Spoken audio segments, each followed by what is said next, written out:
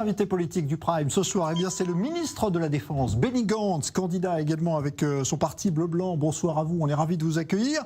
Je dis on parce que c'est évidemment avec Boaz Bismuth, éditorialiste, rédacteur en chef d'Israël Hayom, fidèle au poste, puisque c'est en partenariat avec Israël Hayom qui, i24 News, vous propose donc cette série d'invités politiques avant l'élection du 23 mars. Alors, première question, Benny Gantz, et là c'est plus le ministre de la Défense qu'on va... Qu'est-ce que... Bonsoir. Oui, c'est mieux. Au revoir, ce sera après. Alors, il y aura cette semaine une visite importante de votre chef d'état-major, le général Aviv Kochavi, avec le chef de l'État d'Israël, Reuven Rivlin, en Europe, pour tenter de sensibiliser les Européens à la menace iranienne.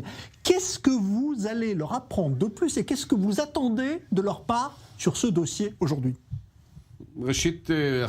Tout d'abord, effectivement, c'est une visite extrêmement importante à la fois du président et du chef d'état-major pour avoir une conversation sur l'Iran. Et c'est une conversation très importante. Il faut bien comprendre qu'on a presque un consensus sur la scène politique israélienne concernant la menace iranienne. Et je vous le dis, cette menace iranienne est une menace mondiale, une menace régionale et à la fois un défi pour l'État d'Israël. Et si quelqu'un pense qu'ils peuvent vivre en Europe tranquillement avec un Iran qui aurait une capacité nucléaire, il se trompe. Car même si l'Iran n'utilise pas son arme nucléaire, elle va utiliser ses capacités pour développer tout ce qu'elle fait en Irak, en Syrie, au Yémen, dans d'autres endroits. Et il faut empêcher cela. C'est excellent qu'ils partent en Europe pour l'expliquer.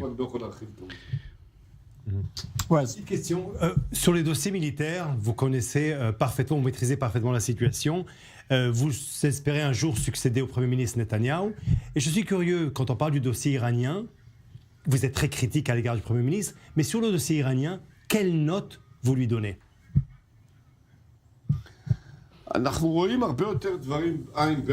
crois que nous sommes bien plus d'accord sur de nombreux sujets que les gens le pensent. Nous ne pouvons absolument pas accepter que l'Iran soit nucléaire ou proche d'avoir l'arme nucléaire. Et il faut mobiliser la communauté internationale, les Américains. Pour cela, il faut utiliser toute notre capacité de renseignement, toutes nos capacités militaires, offensives et défensives pour cela. Et nous sommes tout à fait d'accord sur ce sujet.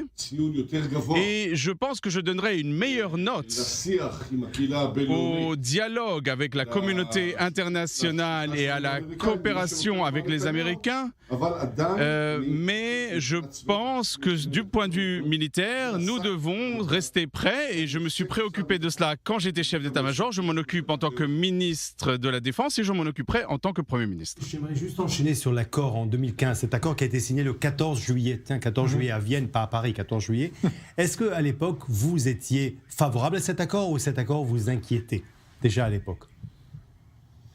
D'abord, je n'étais pas à l'armée à l'époque. J'avais fini ma carrière militaire puisque cela a été signé après mon départ de l'armée.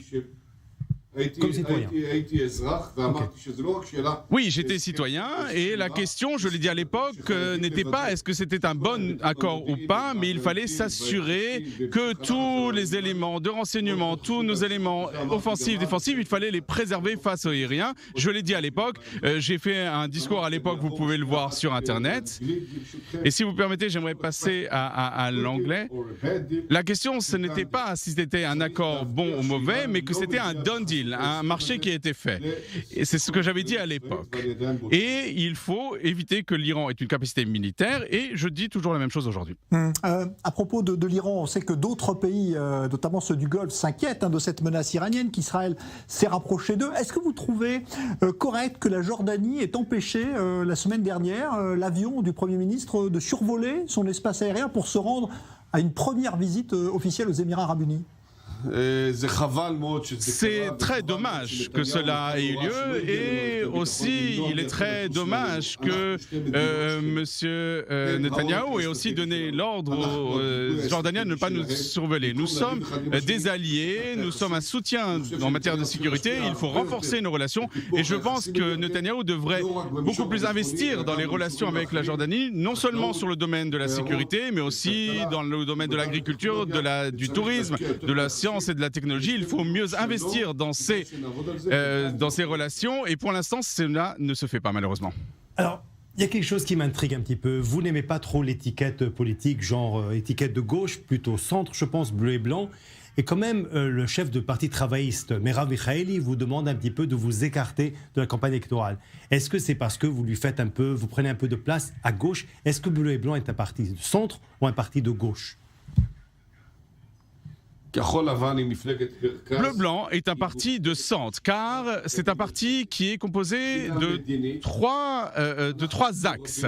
Sur le plan diplomatique, comme Yitzhak Rabin, nous aspirons à la paix, mais en prenant en considération la sécurité dans une même mesure. Et c'est pourquoi nous sommes un peu plus à droite que les autres. Nous voulons la paix, nous voulons négocier avec les Palestiniens, nous voulons vivre à leur côté, mais nous avons des considérations de sécurité. Sur le plan social, nous sommes un peu plus à gauche, parce que nous pensons qu'il faut se soucier des couches défavorisées en Israël.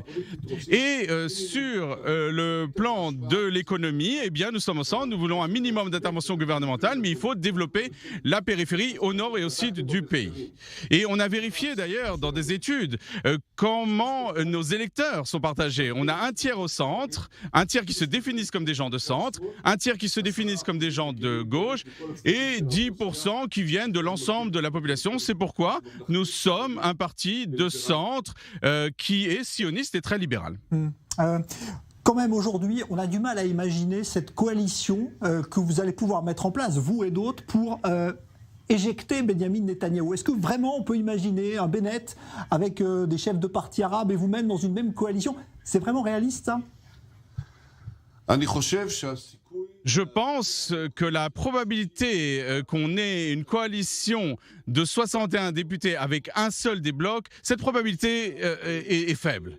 Et il se pourrait très bien que Naftali Bennett ne soit pas prêt à être avec Meretz, Meretz ne serait pas prêt à être avec Gideon Sa'ar, tout le monde se boycotte, et c'est pourquoi je dis la chose suivante. Bleu-blanc, qui sera un parti fort, qui aura le parti qui aura la plus forte influence après les élections. Moi, je ne suis pas candidat au poste de Premier ministre, mais nous voulons que s'il n'y a pas de décision, eh bien, nous pourrons préserver la démocratie israélienne, la responsabilité nationale de l'intérieur, et si on peut créer un gouvernement alternatif, sioniste, honnête, si quelqu'un a un 61 sièges et nous pouvons accepter ces principes, eh bien, nous pouvons former ce gouvernement avec cette personne-là. Je veux retourner en arrière à votre époque où vous étiez chef d'état-major. Vous étiez à la tête de l'armée israélienne. Les tanks, les avions, les fusils. C'était une très belle époque. C'était une glorieuse.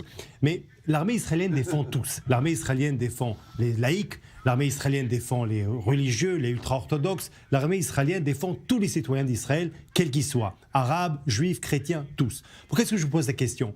Quand vous regardez aujourd'hui cette campagne électorale d'un certain monsieur Lieberman, quand il dit mettre Netanyahou, les ultra-orthodoxes dans une, comment on appelle ça en français, une brouette, voilà, une brouette et les jeter à la poubelle. Est-ce que vous êtes prêt à condamner? Est-ce que pour vous, les ultra-orthodoxes est un partenaire honnête?